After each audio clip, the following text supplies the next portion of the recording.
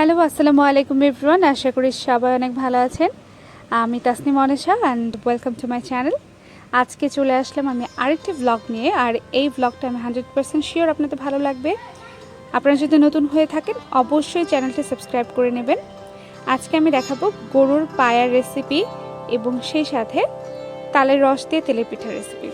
এখানে প্রায় 4টি পায়া নেওয়া হয়েছে গরুর, এবং সে সাথে এখানে যে মশলাটা দিচ্ছে এটা দেওয়া হবে প্রায় 3 টেবিল চামচের মতো। এখানে রাঁধুনি সস, মিষ্টি মৌরি এবং সে সাথে জিরার গুঁড়ো দেওয়া হয়েছে। এবং ঝালের পরিমাণটা আপনারা বুঝে দেবেন, গরু পায়াতে একটু বেশি ঝাল খাওয়া হয়, সে কারণে এখানে প্রায় 3 থেকে 4 চামচের মতো লাল মরিচের গুঁড়ো দেওয়া হয়েছে। এবং হলুদের গুঁড়ো দিয়েছে প্রায় 2 টেবিল চামচের মতো। এবং সে সাথে দিয়ে দিচ্ছে কালো বড় এলাচ, এখানে প্রায় 3 থেকে 4টি এলাচ দিয়েছে, এবং সাদা এলাচ 7 থেকে 8টি, এবং সে সাথে তেজপাতা এবং দারচিনি। এবার দিয়ে দিচ্ছে আদা বাটা। আদা বাটাটা একটু বেশি লাগে, এখানে প্রায় 3 টেবিল চামচের মতো আদা বাটা দিয়েছে, এবং সেই সাথে জিরা বাটা দিয়েছে 2 টেবিল চামচের মতো, এবং রসুন বাটাটা দিয়েছে প্রায় 4 টেবিল চামচের মতো। আর গরুর পায়াতে রসুনের ফ্লেভারটা একটু বেশিই লাগে। এবং লবণ দিয়ে দিচ্ছে স্বাদ মতো। সেই সাথে পেঁয়াজ কুচি দিয়ে দিচ্ছে, একটু বড় বড় করে পেঁয়াজগুলো কেটে নিয়েছে। এরপরে আবার যখন বাগার দিবে তখন আবার পেঁয়াজ কুচি দেওয়া হবে। এবং সে সাথে দিয়ে দিচ্ছে তেল প্রায় 1 কাপের মতো নিয়েছে, এবং সব কিছু একসাথে হাত দিয়ে ভালোভাবে মাখিয়ে নিতে হবে। এবার সব কিছু ভালোভাবে একত্রে মাখিয়ে নেওয়ার পর পানি দিয়ে দিতে হবে। আর যেহেতু এটা বেশ বড় পাতিলে রান্না হচ্ছিল, তো পানির পরিমাণটা একদম বেশি লাগবে, পুরোটা ভরে দিয়েছে। আর সবসময় নেহারি রান্নায় জালটা অনেক বেশি দিতে হয়। আম্মু প্রায় 2:30টার দিকে বোধহয় চুলায় বসিয়ে দিচ্ছে নেহারিটা, এবং বলল যে সন্ধ্যার দিকে একদম এটাকে আবার বাগার দিতে হবে, দেন আবার জাল দিতে হবে। প্রায় 6 ঘন্টার মতো টানা এরকম লো আঁচে রেখে জাল দিয়ে দিতে হবে। তো এবার নেহারিটা জাল হতে থাকুক। প্রায় 5-6 ঘন্টা পর এটাতে বাগার দেওয়া হবে। আর প্রায় 5 ঘন্টা পর একটু নাড়াচাড়া করে গরম মশলার গুঁড়ো দিয়ে দিচ্ছে, প্রায় 2 চামচের মতো গরম মশলার গুঁড়ো দিয়ে দিল। এবার একটু নাড়াচাড়া করে জাল দিতে থাকবে, এবং অন্য পাশে বাগারটা রেডি করে নিচ্ছে। আর এই বাগার রেডি করার জন্য প্রায় 4টি রসুন ছেঁচে নিয়েছে, এটা কিন্তু কুচি কুচি করে দেয়নি, ছেঁচে নিতে হবে। এবং সে সাথে প্রায় 1 কাপের মতো পেঁয়াজ কুচি নিয়ে নিয়েছে, এবং সে সাথে দিয়ে দিচ্ছে তেজপাতা এবং কাঁচামরিচ দিয়ে এগুলো বাগার রেডি করার জন্য একদম ব্রাউন কালার হওয়া পর্যন্ত অপেক্ষা করতে হবে।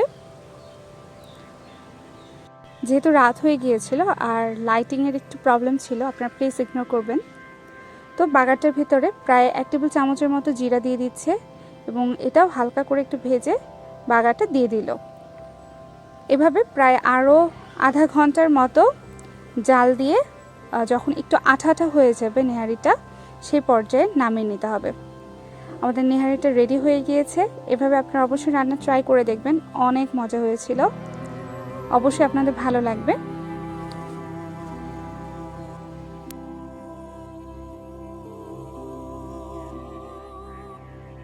তো এই ছিল আমার আম্মু কিভাবে গরুর পায়ে রান্না করে সেটার রেসিপি। এবার আপনাদের দেখাবো আমি তালের রস দিয়ে কীভাবে তেলের পিঠা বানাতে হয়। তো এখানে তাল নিয়েছে, 3টি তাল নিয়েছে। প্রথমে তালগুলোকে চিপে চিপে রসগুলো বের করে নিতে হবে, এক্ষেত্রে আলাদা করে রসগুলো বের করে নিচ্ছে।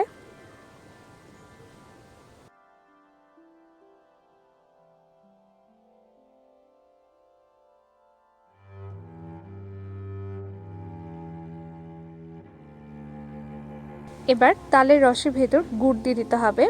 এখানে খেজুরের গুড় নিয়েছে, খেজুরের গুড়ের পরিমাণটা আপনার মিষ্টি অনুযায়ী বুঝে দেবেন, আর কীরকম পরিমাণ খেতে চান সেভাবে দেবেন। এটাকে একটু জাল দিয়ে গুলিয়ে নিয়েছে, এবং সে সাথে চালের গুঁড়া নিতে হবে। চালের গুঁড়াটাকে প্রথমে একটু হালকা করে ভেজে নিতে হবে, প্রায় 3-4 মিনিটের মতো এভাবে ভেজে নিয়ে সেটাকে একটু ঠান্ডা করে নিতে হবে।